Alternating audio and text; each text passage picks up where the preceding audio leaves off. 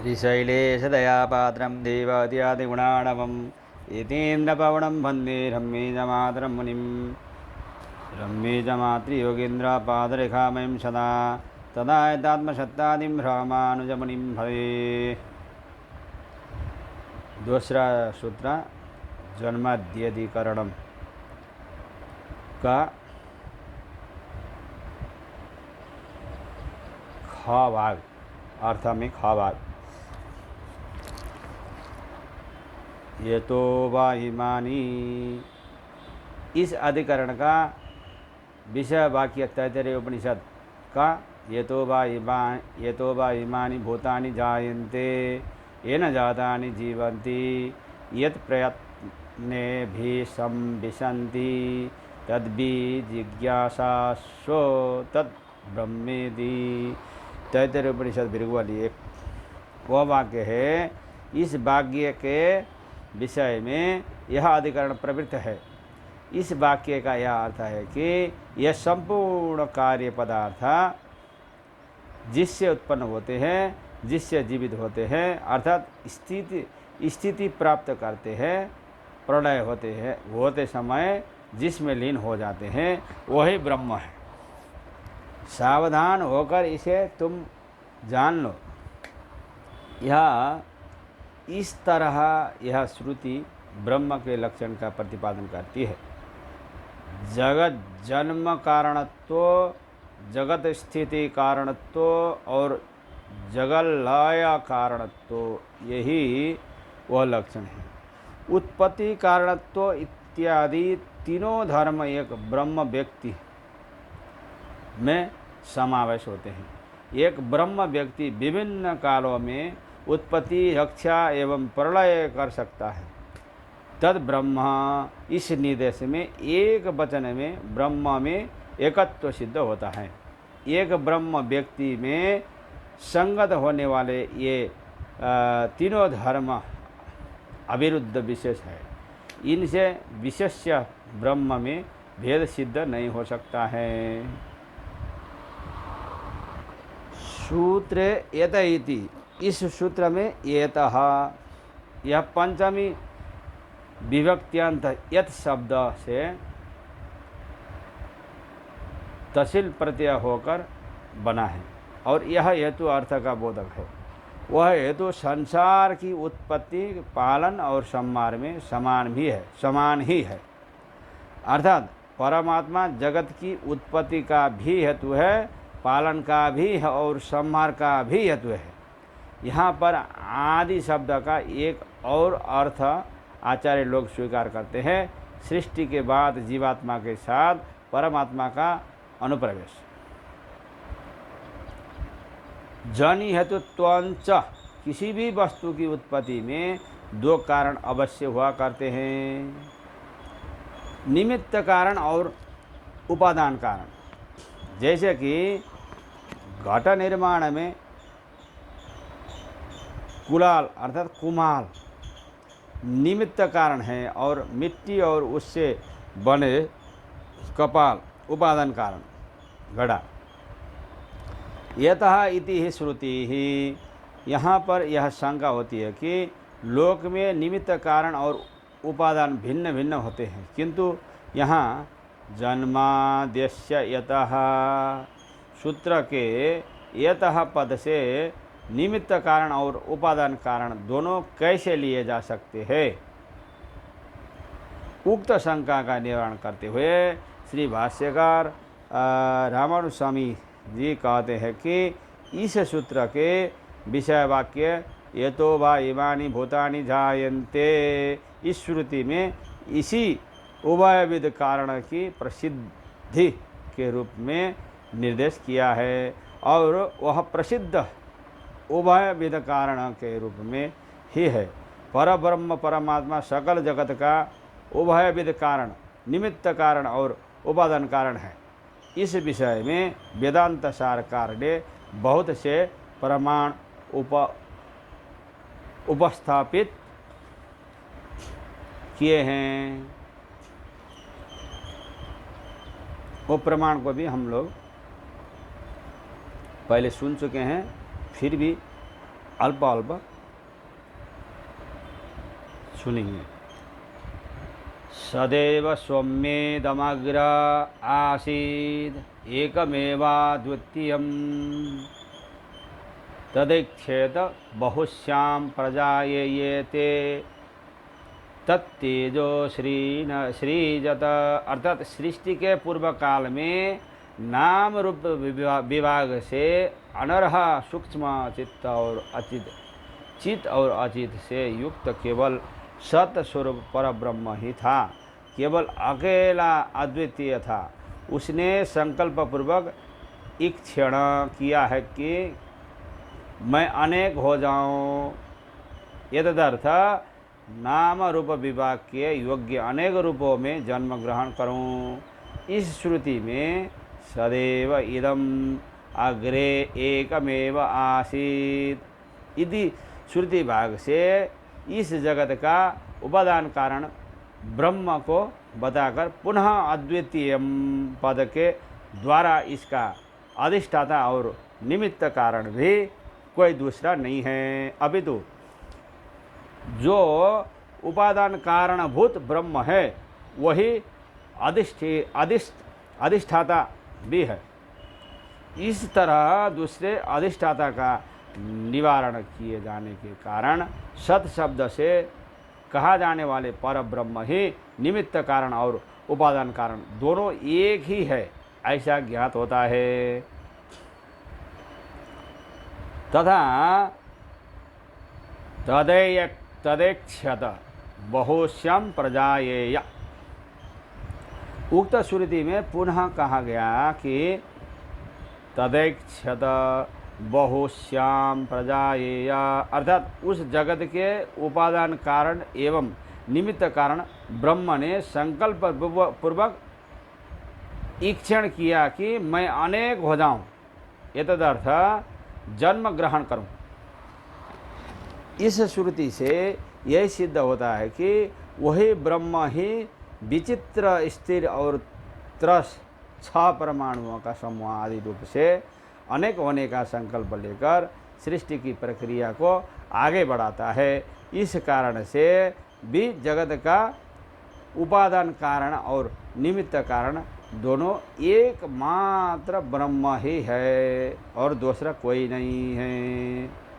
अतः श्रुतावपि येत इति हेतु पंचमी, जिस तरह जन्माद्यस्य यतः के एतः पद में हेतु निमित्त उपादान रूप कारण में पंचमी विभक्ति मानी जाती है, उसी तरह यतो वा इमानि भूतानि जायन्ते इस श्रुति के यतः पद में भी हेतु अर्थ में ही पंचमी विभक्ति है।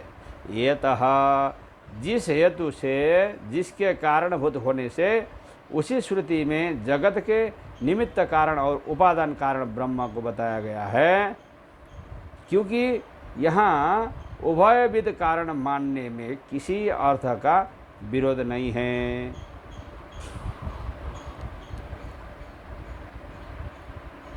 अस्मान माहि सृजते विश्वमेतत् श्वेतशत्तरोपनिषद 4:9 अर्थात अतः मायापति परब्रह्म परमात्मा माया को आगे करके ही इस चराचर विश्व की सृष्टि करता है।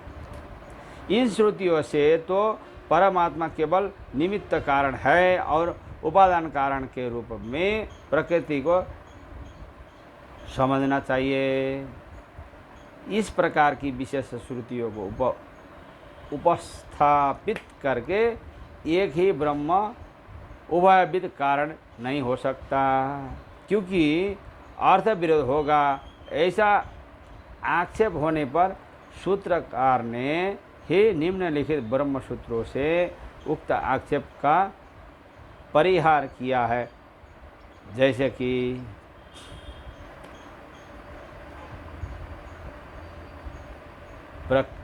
प्रकृतिश्च प्रतिज्ञा दृष्टान्तानुपरोधात् ब्रह्मसूत्र 1:4-23 अर्थात जिस तरह परब्रह्म जगत का निमित्त कारण है उसी तरह वह उपादान कारण भी है, क्योंकि ऐसा मानने पर ही श्रुति में की गई एक के जानने से सब के जाने जाने की प्रतिज्ञा और उक्त श्रुति में प्रदर्शित मृत पिंड के जानने से मिट्टी से बने सभी पदार्थों के जानने के दृष्टांत में अविरोध सिद्ध होता है।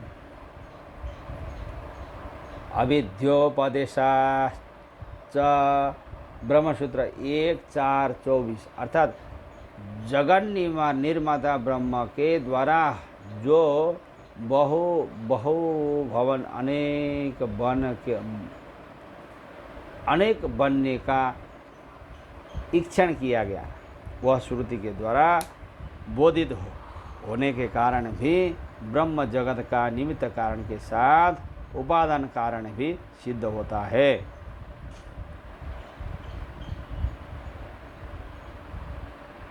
अविद्योपदेशाच ब्रह्मसूत्र 1.4.24 अर्थात जगन निर्माता ब्रह्म के द्वारा जो बहुभवन अनेक बनने का ईक्षण किया गया है, वह श्रुति के द्वारा बोधित होने के कारण भी ब्रह्म जगत का निमित्त कारण के साथ उपादान कारण भी सिद्ध होता है। साक्षाच्चोभयाम्नानात् ब्रह्मसूत्र 1.4.25 अर्थात प्रश्नोत्तर के रूप में प्राप्त किम स्विद्वनम क उस वृक्ष आसित इत्यादि श्रुतियों में स्पष्टतया ही उदाहरण का और निमित्त कारण के रूप में ब्रह्म को ही कहे जाने के कारण भी ब्रह्म ही जगन निमित्त कारण और जगद उपादान कारण दोनों ही सिद्ध होता है।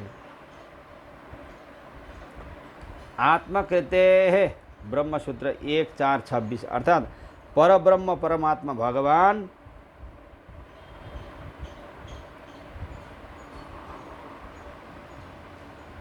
श्रीमन नारायण की ही जगत रूप कृति है, ऐसा उपदेश श्रुति में प्रतिपादन किए जाने के कारण उभय विध कारण परमात्मा ही है। विषय वाक्य अस्मान माई सृजते विश्वमेतत् को बनाकर उसके आक्षेप का परिहार उक्त 4 सूत्रों से आगे चतुर्थ पद में किया जाएगा। ननु च सर्वज्ञम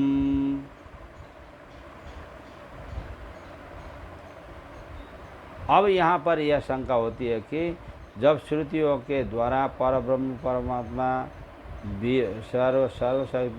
सर्वशक्ति सत्य संकल्प निरवध्य होने के कारण समस्त अपूर्वसार्थ रूप दोष के गंध से भी रहित है और वही विचित्र अचित से मिश्रित समस्त इस जगत रूप की सृष्टि करता है। यह कथन कैसे युक्ति संगत हो।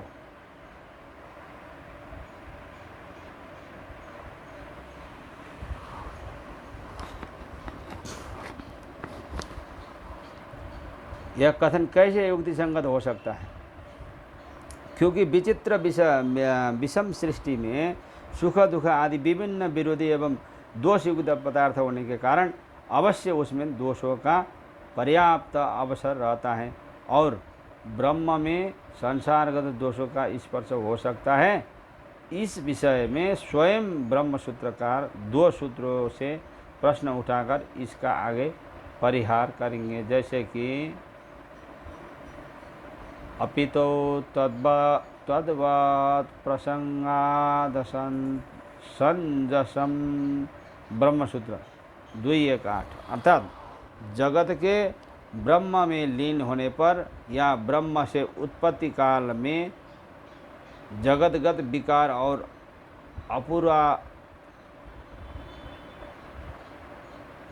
अपुरुषार्थ आदि दोष ब्रह्म में भी आने लगेंगे। ऐसी स्थिति में जगत को ब्रह्म कार्य मानने वाली वेदांत वाणी में ही असामंजस्य होने का प्रसंग होगा। यह पूर्व पक्ष है।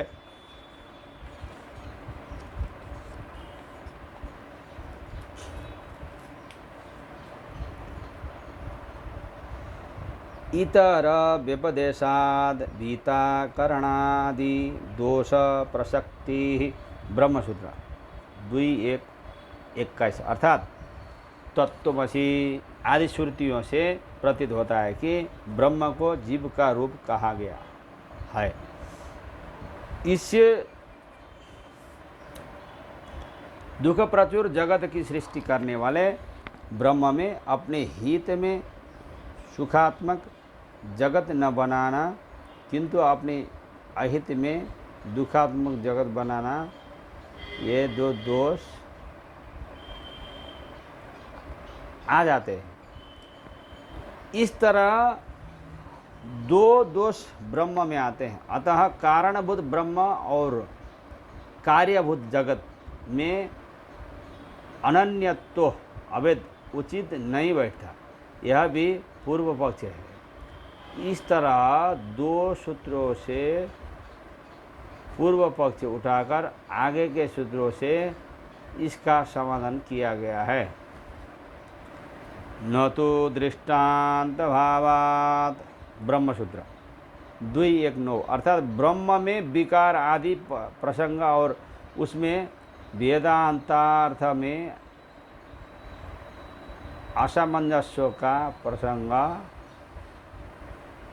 ये दोनों नहीं हो सकते, क्योंकि एक ही वस्तु की दो अवस्थाएं होने पर भी गुण और दोष उसमें न आने के अनेक दृष्टांत लोक और वेद में देखे जाते हैं।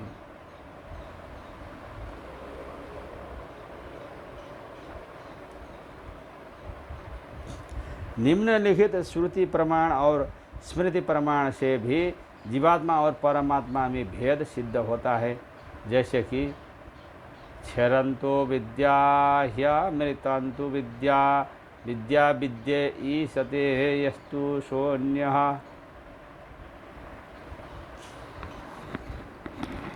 अर्थात श्वेताश्वतर उपनिषद 5:1 अर्थात विनाशशील जड़ वर्ग को तो अविद्या नाम से कहा गया है और अविनाशी वर्ग जीव समुदाय को ही विद्या नाम से कहा गया है, तथा जो उपरियुक्त विद्या और अविद्या पर शासन करता है वह इन दोनों से भिन्न अर्थात सर्वथा विलक्षण है। स्वकारणम करणाधिपाधिपो न चास्य कश्चित् जनिता न चाधिपः।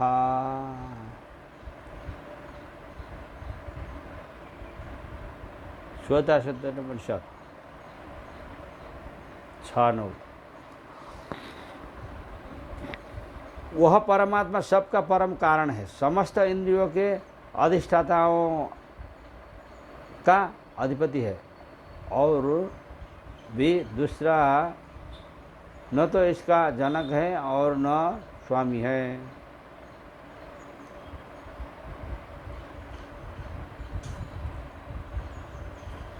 क्षरम प्रदानम अमृताक्षरम हरः क्षरात्मानाभिशते देव एकः। श्वेताश्वतर उपनिषद 1:10 अर्थात प्रकृति तो विनाशील है, उनको भोगने वाला अमृत स्वरूप अविनाशी है। इन विनाशशील जड़ तत्व और चेतन आत्मा और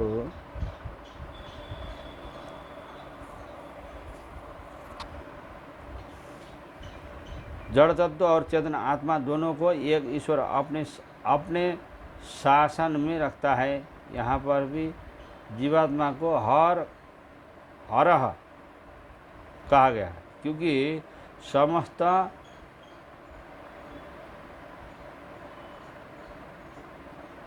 अचित वर्ग अर्थात अचेतन जड़ को अपने भोग्य के रूप में प्राप्त करता है अथवा ले जाता है। इस कारण से श्रीमद् भगवद गीता के अनुसार भी जड़ चेतन और परमात्मा को पृथक पृथक ही बताया गया है। जिसकी टिप्पणी फिर हम 1 घंटा के बाद में करेंगे। अभी आप लोग हाथ पैर धो के प्रसाद पा के आइए। जय श्रीमन नारायण। हरे राम राम राम हरे हरे, हरे कृष्ण कृष्ण कृष्ण हरे हरे, हरे रंग रंग रंग हरे हरे, हरे देव देव देव हरे हरे, हरे रंग रंग रंग हरे हरे, हरे देव देव देव हरे हरे।